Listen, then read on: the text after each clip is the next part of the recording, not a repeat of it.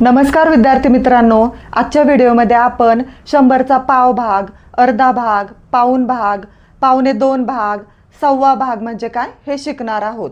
आता 100चा पाव भाग म्हणजे काय तर 25।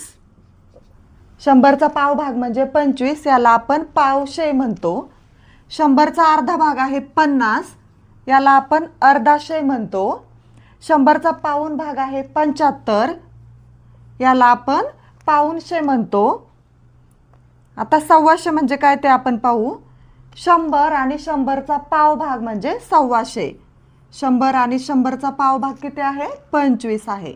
100 अधिक 25 बरोबर 125 म्हणजे सव्वाशे। 150, 100 अधिक 100चा अर्धा भाग म्हणजे 150।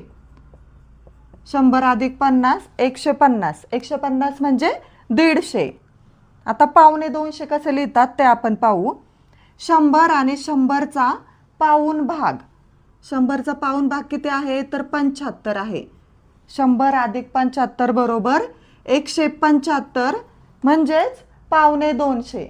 आता यावर आपण एक एक्झाम्पल घेऊ। पावशे अधिक अर्धाशे बरोबर किती।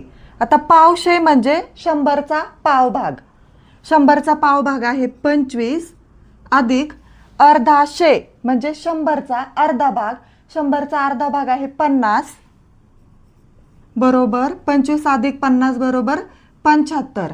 ह्या 75ला काय म्हणतात तर पाऊणशे म्हणतात। पाऊणशे, मग पावशे अधिक अर्धाशे बरोबर पाऊणशे।